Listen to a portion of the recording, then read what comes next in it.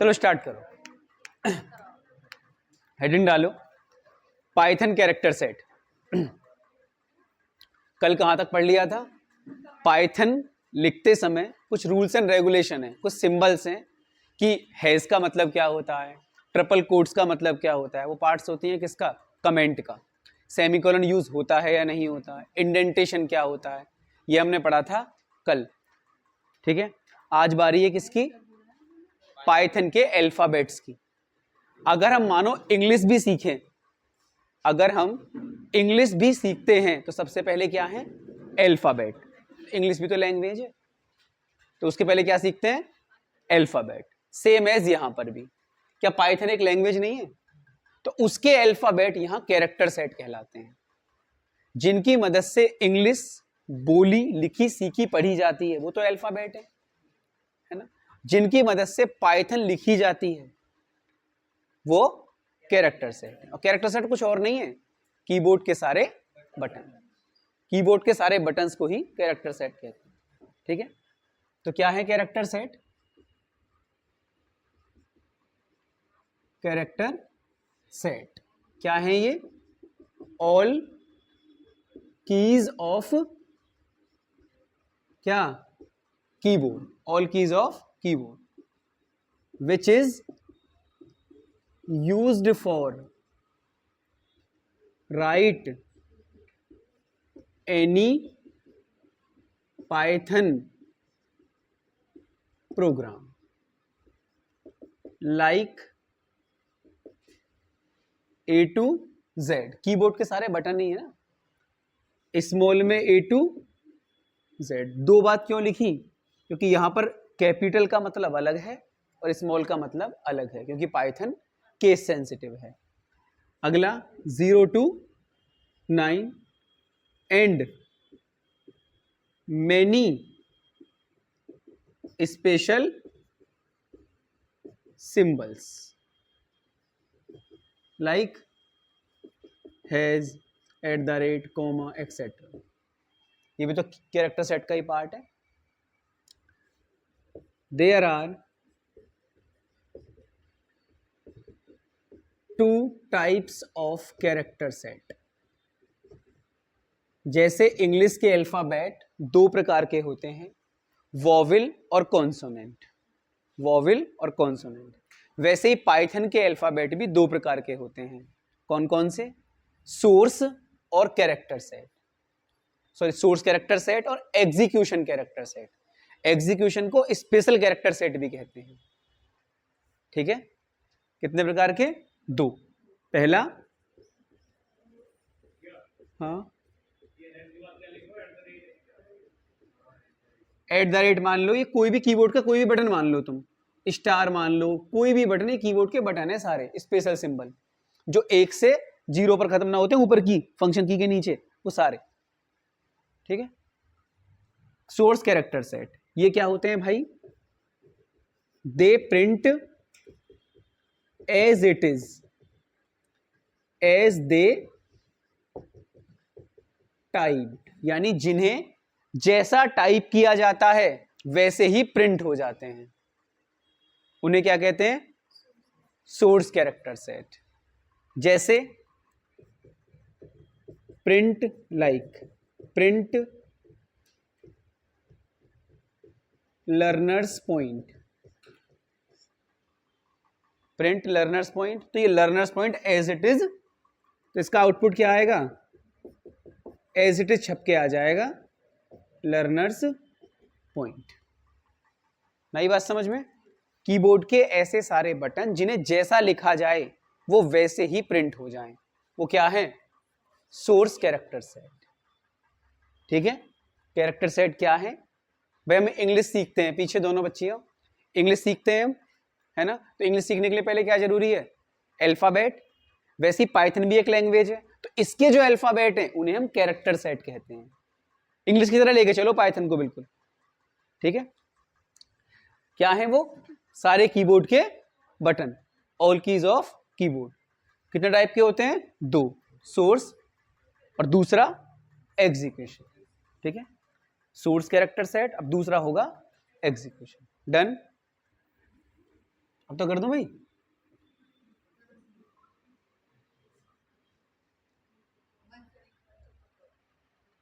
दूसरा कौन सा है? एग्जीक्यूशन या स्पेशल कैरेक्टर सेट। इनकी क्या पहचान है? They print in another form as they type, यानी जैसा इन्हें टाइप किया गया है ये उससे अलग फॉर्म में दिखाई देते हैं। यानी इनका इनपुट पैनल मतलब इनपुट स्क्रीन पर तो अलग रोल होता है और आउटपुट स्क्रीन पर अलग दिखाई देते हैं। एज दे टाइप, दे है ये, दे एज दे टाइप है ना। आइडेंटिफाई बाय, ये सिंपल एक रटने वाला टर्म है। क्या मैं लिख देता हूं हिंदी भाषा में, जिनके आगे क्या लगी हो? बैक स्लैश, मतलब पहचान है इनकी बैक स्लैश। समझ गए? लाइक प्रिंट क्या? लर्नर्स स्लैश एन क्या? Point slash T BSR।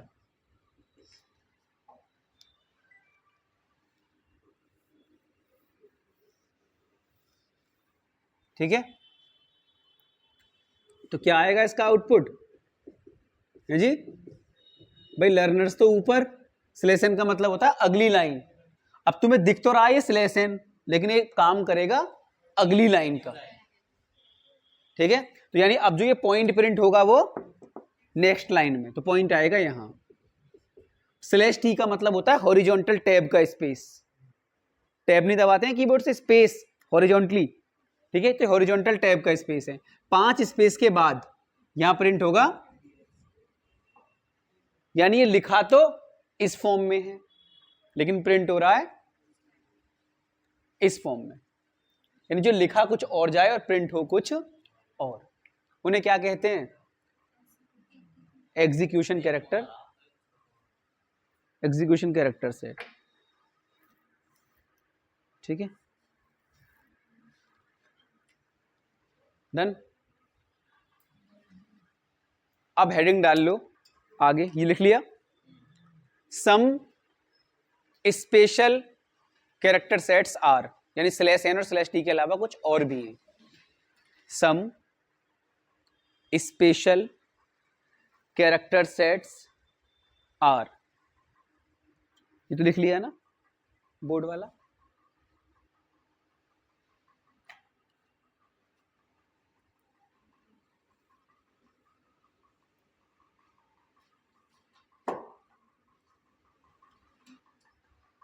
चलो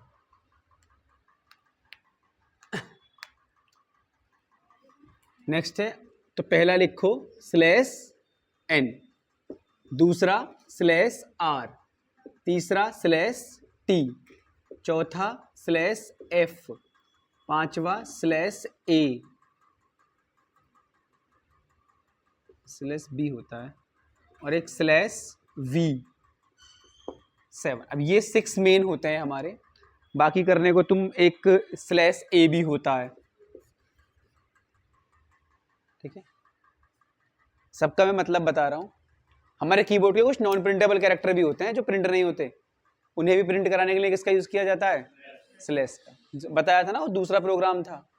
अपना नाम प्रिंट करना है डुअल कोट्स में, क्या लगा के आगे? Slash.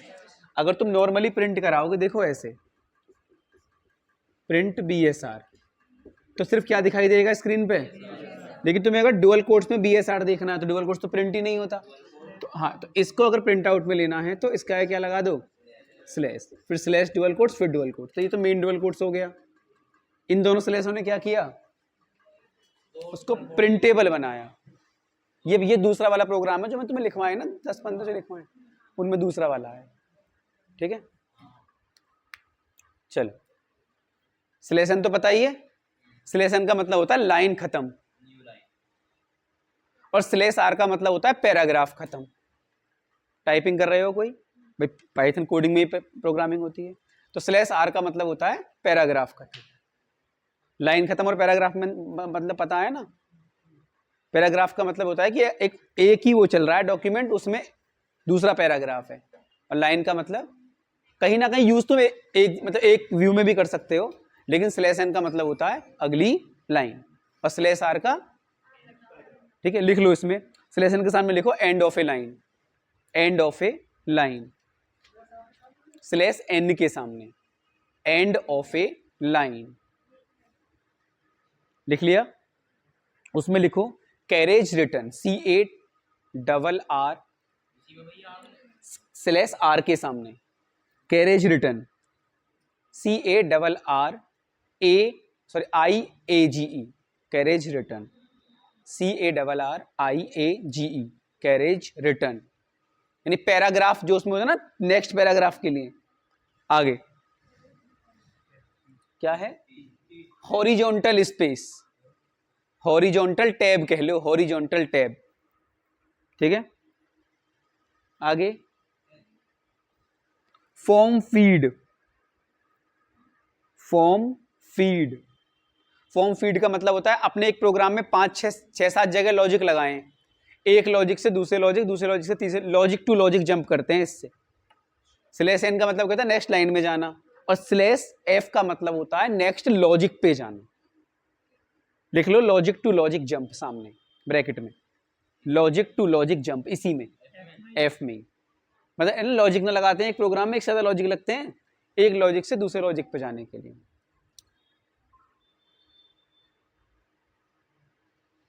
Logic to logic jump, ठीक है। अगला स्लैश वर्टिकल टैब, ना समझ में आ रहा है वर्टिकल टैब का मतलब, भाई जो स्लैश टी कैसे करती है ऐसे स्पेस, और स्लैश वी नीचे स्पेस, ठीक है, वर्टिकल टैब। अगला slash B, backspace, B for boy. अच्छा ये छूट गया ना ये वाला, ना ये है वर्टिकल टैब, उसको वी कर लो, इसको बी कर लो, वी है वर्टिकल टैब, तो नाम से पता चल रहा है ना। Be back space, back space का मतलब क्या है भाई, नेक्स्ट स्लैश एन से तो आगे आगे, कोई मजबूरी पड़ी कि पीछे जाना पड़ा तो स्लैश बी बैकवर्ड। हाँ तो बैक लॉजिक, हाँ बैक पर, मतलब लूप चल रहा है एक, तुम ऐसे प्रिंट करना चाहो 2 4 6 8 बैक जाए, ठीक है। नेक्स्ट है स्लैश ए अलर्ट, अलर्ट का मतलब जैसे पाइथन उसमें पढ़ा हो वेब डिजाइनिंग में अलर्ट बॉक्स आता है ना, विंडो का alert box, are you sure तुम से एग्जिट होना चाहते हो या वगैरह वगैरह, ऐसे ही पाइथन में जो कोई इनपुट गया तो एक घंटी सी बजेगी, बेल सी, बेल भी बोलते हैं शॉर्ट में इसको, बेल बज रही है ना, तो मतलब इनपुट गया ऐसे एन की वैल्यू चली गई उसमें, तो एक घंटी सी बजेगी, हाँ पहुंच गई, ठीक है। तो इसमें लिख लो अलर्ट, लिख लिया। आगे तो कैरेक्टर सेट की बात समझ में आई। अच्छा चलो एक इसका एग्जाम्पल देख लेते हैं जिससे कि तुम्हारे समझ में आ जाए। देखियो भैया क्या कि प्रिंट, सॉरी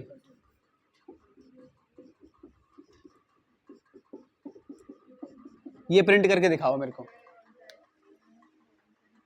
ना होगा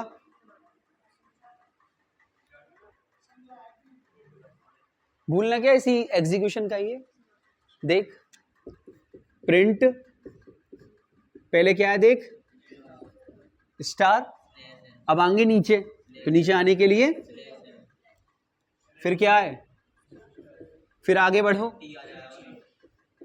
अगर स्पेस चाहते हो तो सटा के चाहते हो तो कोई जरूरत नहीं है, 2 स्टार चेप दो, है ना। फिर आगे चलो स्टार लगा के स्लैश, नीचे आ गए,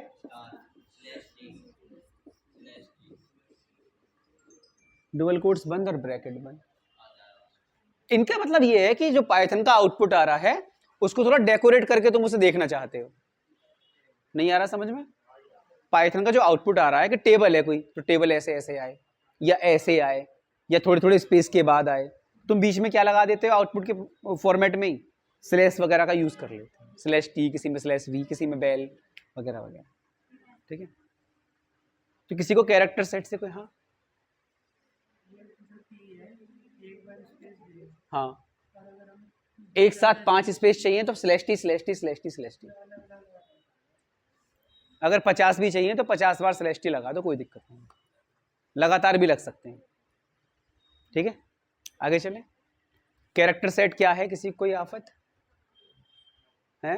पाइथन के अल्फाबेट, कीबोर्ड के सारे बटन, 2 प्रकार के, सोर्स और एग्जीक्यूशन। जब हम इंग्लिश में अल्फाबेट सीख लेते हैं तो फिर कहाँ बढ़ते हैं आगे, ग्रामर की तरफ। तो सेम ऐसे ही पाइथन के जब हमने अल्फाबेट सीख लिए तो अब कहाँ बढ़ेंगे, ग्रामर की तरफ। ग्रामर क्या है यहाँ, टोकन्स, बताया था ये भी मैंने, टोकन्स को क्या कहते हैं, ग्रामर। तो लिखो, अब हेडिंग डालो पाइथन टोकन्स, पाइथन टोकन्स।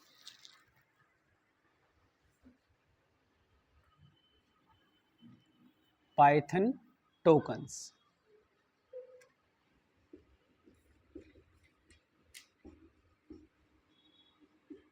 जैसे ग्रामर में लिख दो तुम, दिस इज अ बॉय, तो दिस एक अलग पार्ट है ग्रामर का, इज एक अलग पार्ट है ग्रामर का, ए एक अलग पार्ट है, बॉय एक अलग पार्ट है, पर हैं तो सब मिलके। तो ऐसे ही पाइथन में तुम जो भी लिखोगे वो कहीं ना कहीं टोकन है, बस उनका नाम अलग अलग है। तुम क्या कह सकते हो फिर पाइथन में उसको, टोकन्स की डेफिनेशन क्या दे सकते हो, the smallest basic fundamental unit of our program is called token. मतलब अपने प्रोग्राम का छोटे से छोटा कण क्या कहलाता है, जैसे केमिस्ट्री है, केमिस्ट्री के टोकन क्या हो गए, एटम नंबर, है ना। ट्रिग्नोमेट्री के टोकन क्या हो गए, जो उसके टेबल है, भाई एक टेबल ही तो है उसकी ट्रिग्नोमेट्री की। तो वैसे ही सेम टू सेम पाइथन के टोकन क्या हैं, उसकी बेसिक और फंडामेंटल यूनिट। पाइथन के प्रोग्राम में जो तुम लिखोगे वो सब क्या कहलाते हैं, टोकन। कुछ भी है, चाहे है कौन सा टोकन वो समय आने पर बताऊंगा, पर अभी अगर कोई पूछे कि टोकन क्या है तो क्या है, basic individual unit of Python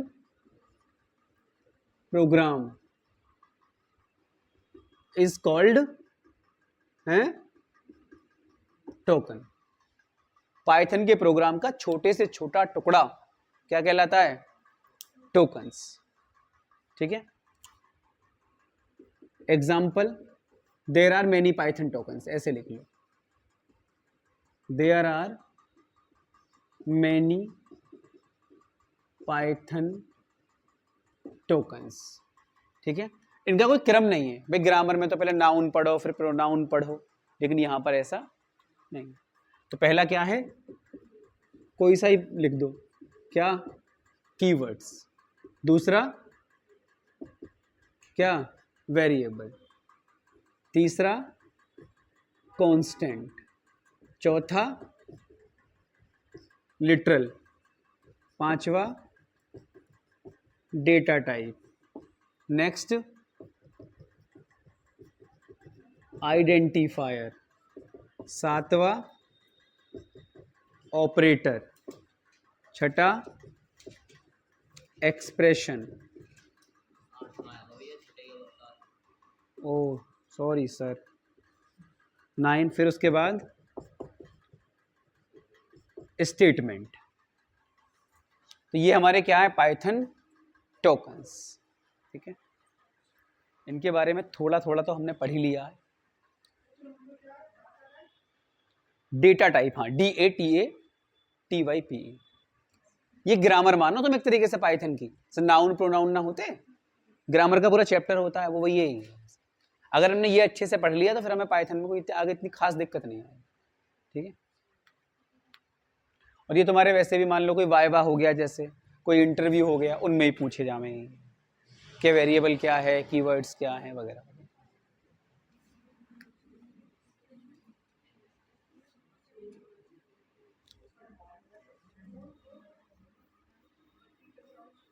चलो भैया,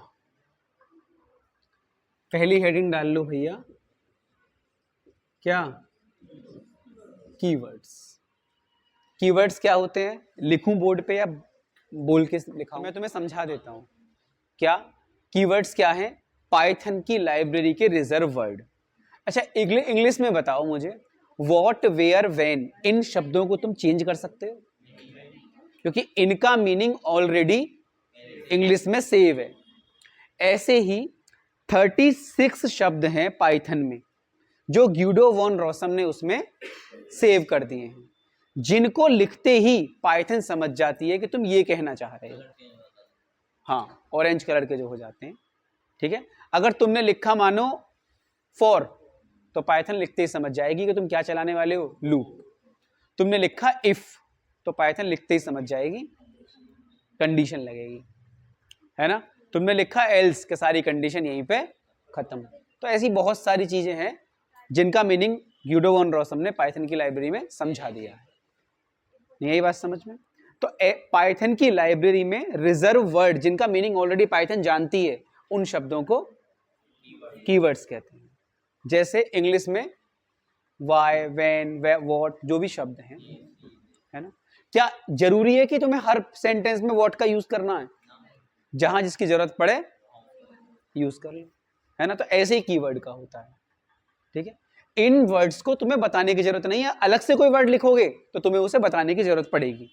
लेकिन इन 36 शब्दों में से भाई, पुराने वर्जन में, जो पुराना वर्जन था ना पाइथन का, जो अभी मैंने कल बताया था तुम्हें, 2 अक्टूबर 2023 में, जो अभी लेटेस्ट वर्जन कौन सा, 3.12.5, इसमें एक नया कीवर्ड आया है, टाइपिंग डॉट ओवरराइड। वरना पहले 35 ही है, शुरुआत में 31 थे, है ना, फिर धीरे धीरे वो बढ़ते गए, अभी फिलहाल कितने हैं। लेकिन अगर एग्जाम में आए तुम्हारे ओ लेवल के में, तो तुम्हें 35 ही लगाना है, क्योंकि ये भी अपडेट नहीं है। समझ गए? ओके। तो कीवर्ड्स क्या हैं? Reserved words in Python library. Python की लाइब्रेरी में कुछ ऐसे शब्द हैं जो सेव हैं। It has its own meaning, इनका अपना खुद का एक मतलब होता है। दे यूज एज दे रिक्वायर्ड, ये वहां यूज होते हैं जहां इनकी जरूरत पड़ती है, इनको हर जगह यूज करें ऐसा जरूरी नहीं होता, ठीक है। अगला point, they always written in small case,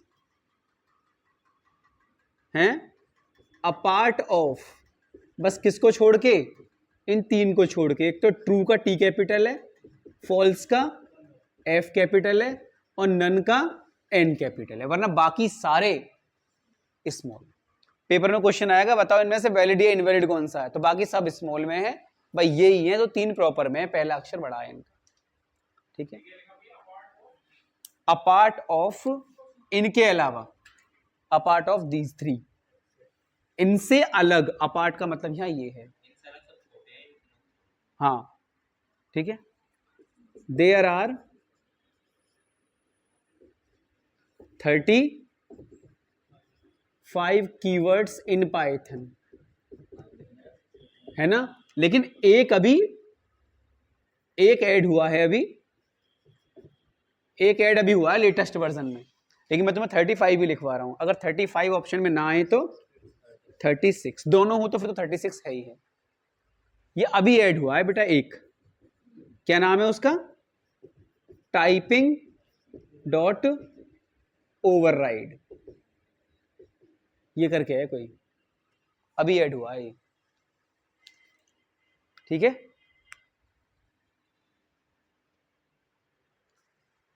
ये लिस्ट तुम्हारी, मैं अभी इसको नोट करा रहा हूं मैं, ठीक है, कि ये कौन कौन से होते हैं, ठीक है। या ग्रुप में डाल दिया होगा नोट्स, पन्ना आया हुआ है ग्रुप में, नहीं एक टेबल सी बनी है, किताब का फोटो खिंचा हुआ, किताब एक बुक का फोटो खिंचा हुआ है, इसमें कीवर्ड्स की टेबल है। चलो, अपार्ट ऑफ, इन तीनों के अलावा, सही है। चलो अब एक काम करो, तो फिर इस टेबल की जगह छोड़ दो, वो 35 कौन से वर्ड हैं वो मैं तुम्हें टेबल में क्या अभी लिखा दूं? चलो तो एक काम करो, पेज को 7x5 में तोड़ लो, 7 रो 5 कॉलम, 7 पंजे 35, वो तोड़ लो। इनका कोई क्रम नहीं है, ठीक है, लिखो।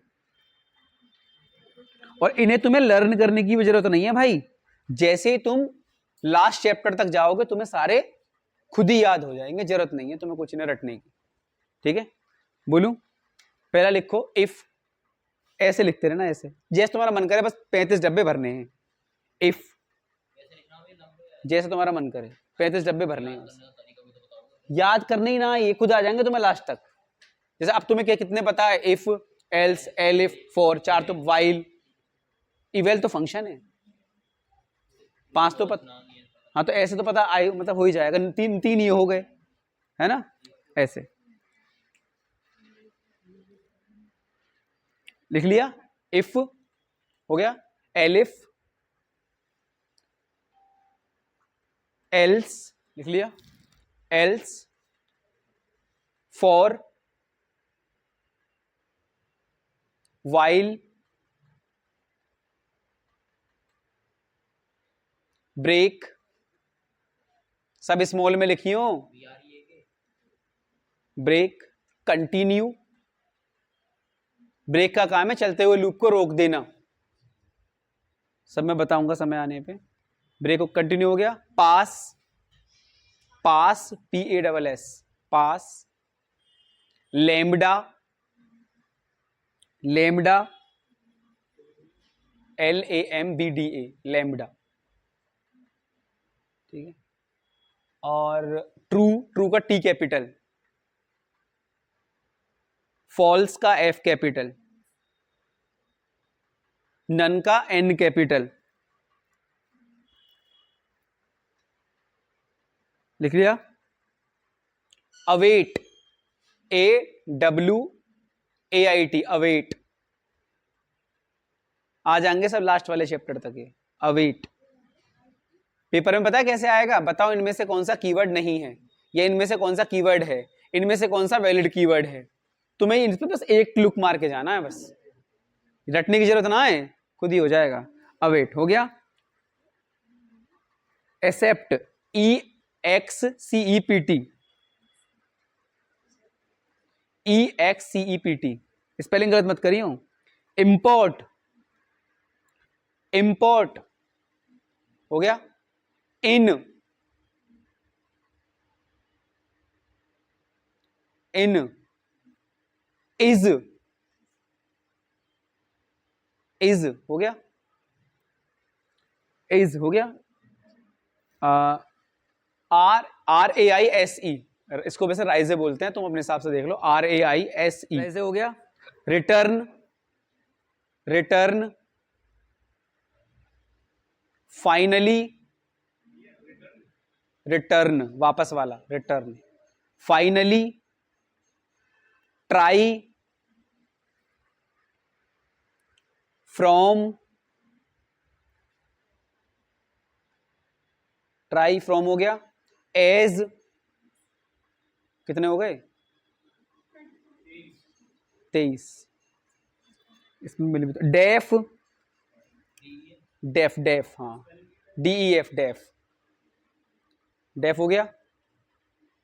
डेल, DEL, डिलीट के लिए del, DEL, del. And, AND, small में है सब कुछ। Or, OR, or. Not, assert, ASSERT, assert, assert पे गोला बनाना है, बहुत ज्यादा पेपर में आता है, इनमें से कौन सा कीवर्ड है, तो एजर्ट होता है उसमें, बाकी ना होते। येल्ड, YIELD, YIELD, यील्ड बोलेंगे, क्या बोलेंगे? YIELD है ना। वाइल हो गया, वाइल तो लिखवा दिया ना, वाइल हो गया। और क्या बचा?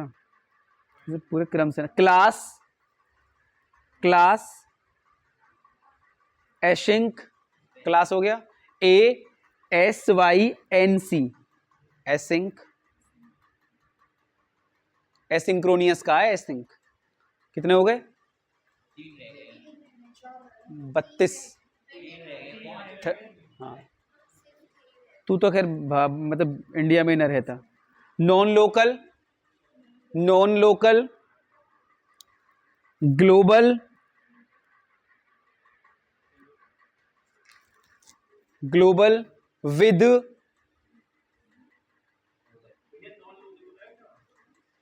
है नॉन लोकल, एक साथ है, स्पेस ना है किसी में भी अलाउड। कितने हो गए? 35। और ये बढ़ा है लास्ट वाला, टाइपिंग डॉट ओवरराइड। ठीक है,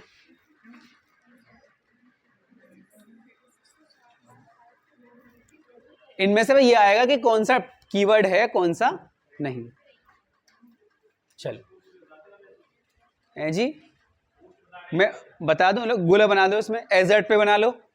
एजर्ट पास, एजर्ट पास, और तुम्हारा इंपोर्ट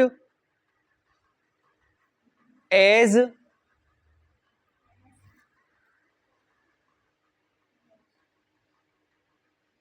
फाइनली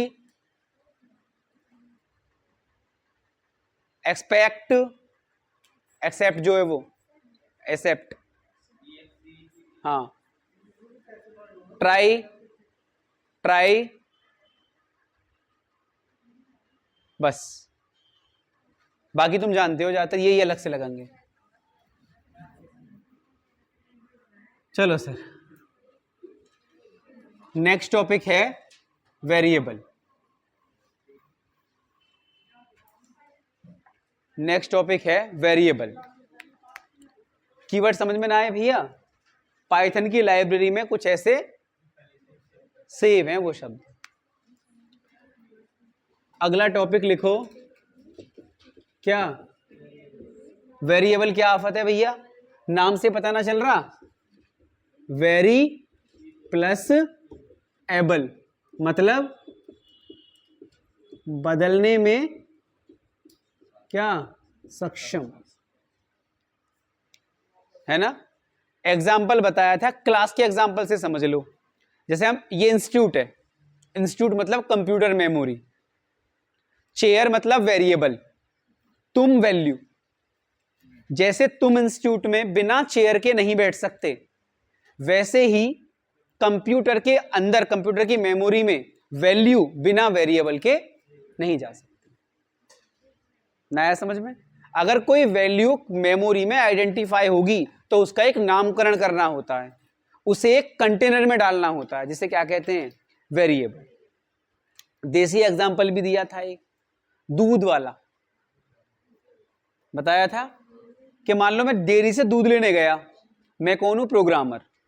दूध है वैल्यू, मेरा घर है कंप्यूटर की मेमोरी, मेरा घर है कंप्यूटर की मेमोरी। देन अब मुझे क्या चाहिए? एक डब्बा जिसमें दूध डल के आएगा। तो दूध डल के उस डब्बे में आएगा जब तो मैं घर लेकर आऊंगा उसे। जैसे दूध बिना डब्बे के घर नहीं आ सकता, वैसे ही वेरिएबल के बिना वैल्यू कंप्यूटर की मेमोरी में नहीं जा सकती। नया समझ में? तो वेरिएबल एक क्या है? कंटेनर। आज इस चेयर पे तुम बैठे हो, अगले बैच में कोई और बैठ जाएगा, तो वेरिएबल की वैल्यू भी चेंज होती रहती है ना। तो इसका मतलब क्या हुआ? वेरिएबल वर्क्स एज ए क्या? Container. Variable works as a container which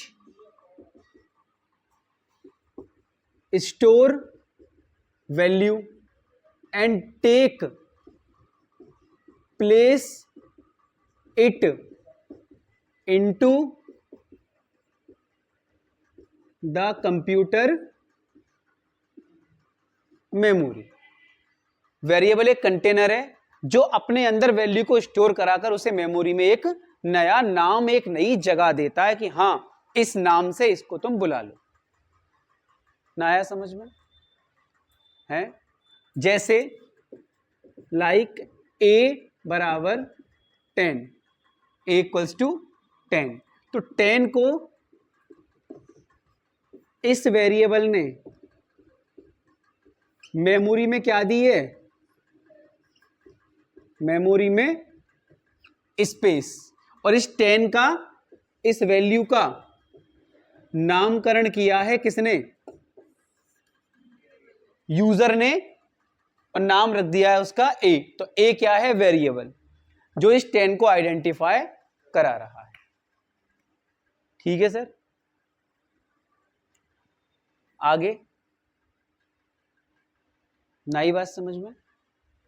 variable is an entity that can be changed, यानी उसकी वैल्यू क्या हो सकती है? चेंज हो सकती है। ये लिख लेना, चलो पहले इसे लिख लो आराम से, फिर एक नोट बना के लिख लेना। Variable is an entity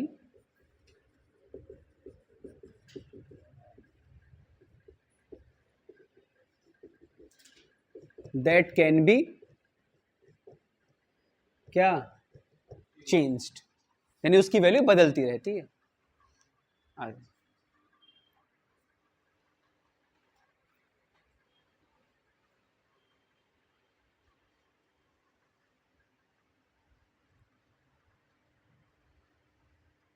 done.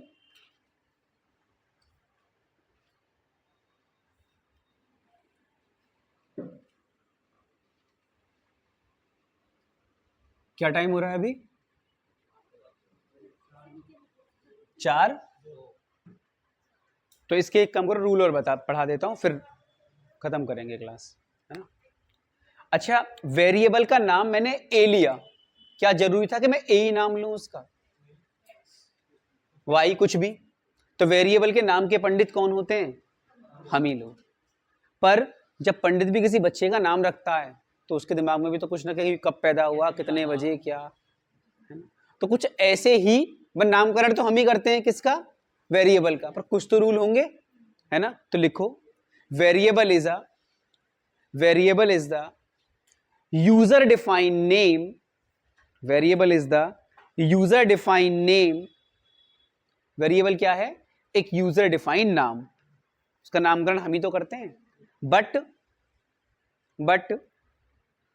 some rules and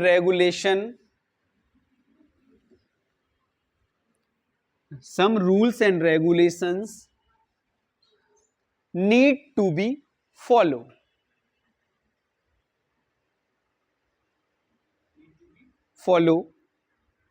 before declare variable name, यानी वेरिएबल का नाम देने से पहले हमें कुछ बातों को तो ध्यान में रखना पड़ेगा। पहला रूल, 6 रूल है वो छोटे छोटे। Variable name always start with किससे? अल्फाबेट्स एंड अंडर ये वाला साइन भाई, ये कभी भी डिजिट से स्टार्ट नहीं होता। स्टार्ट, ठीक है? Like Ravi, okay, Ravi 1 okay, Ravi underscore okay, underscore Ravi okay, 1 Ravi error, ठीक है? शुरू होगा, या ऐसे करके भी कर सकते हो रवि, स्मॉल कैपिटल से कोई फर्क नहीं पड़ता। तो वेरिएबल के नाम का पहला क्या वो है भैया? शुरू में या तो अंडरस्कोर आएगा या अल्फाबेट, चाहे वो बड़े हो या छोटे हो, सही है? दूसरा,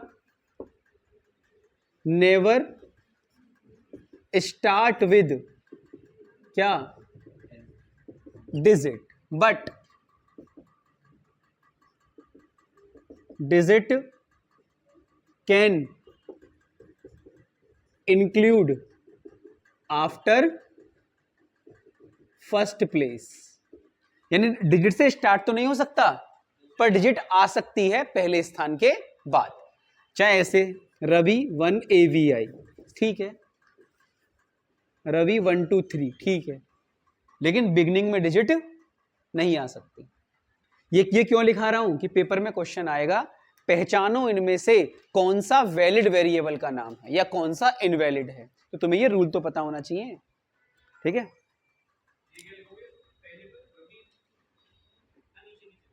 one Ravi, R1 AVI। Third point क्या, वेरिएबल नेम, सीधा सीधा लिख देता हूं, डज नॉट कंटेन क्या, space and any other special symbol except कौन, या अपार्ट लिख देता हूं सीधा सीधा, अपार्ट ऑफ अंडरस्कोर के अलावा कोई भी स्पेशल सिंबल अलाउड नहीं है और ना ही स्पेस अलाउड है। जैसे आर के बीच में क्या आ रहा है, स्पेस, नॉट वैलिड, ये वैलिड है, इनवैलिड है। आर के एट द रेट, ये भी इनवैलिड है। आएगा तो सिर्फ अंडरस्कोर, स्पेस तो कहीं अलाउड है ही नहीं पाइथन में, किसी के भी नामकरण में स्पेस का कोई रोल नहीं है। अगला चौथा पॉइंट ऊपर लिख दिया है मैंने, क्या लिख दूं, चौथा पॉइंट है variable name is case sensitive, मतलब जैसे लिखे हैं वैसे ही तुम यूज करोगे। अगर स्मॉल में लिखे हैं तो स्मॉल में, कैपिटल में लिखे हैं तो, सब 3 बताए ना अभी, उनमें पहला अक्षर कैपिटल है, बाकी सारे स्मॉल में। अगला variable name never a keyword, variable name कभी क्या नहीं हो सकते, कीवर्ड नहीं हो सकते, मतलब उन 3500 में से वो नाम नहीं होना चाहिए। जैसे हमने घर में भी नामकरण करें बच्चे का, तो क्या वो नाम रखते हैं जो घर में ऑलरेडी है, वो भी नहीं रखते जो खानदान में दूर में भी है, तो ये तो उसके चाचा का नाम है ना, तो बिल्कुल सेम वही वाली बात है। तो 5 रूल हैं इसके, बिल्कुल सिंपल से। एक रूल मैंने इसी में इंक्लूड मार दिया है, स्पेस के साथ ही क्या लगा दिए, एनी अदर स्पेशल सिंबल, तो मैंने 6 की जगह 5 ही कर दिए हैं, ठीक है सर। ओके, तो वेरिएबल क्या है, अब कल वेरिएबल में भी और भी है कल, कि वेरिएबल को कोडिंग में लिखा कैसे जाता है, तो वहां से कंटिन्यू करेंगे कल।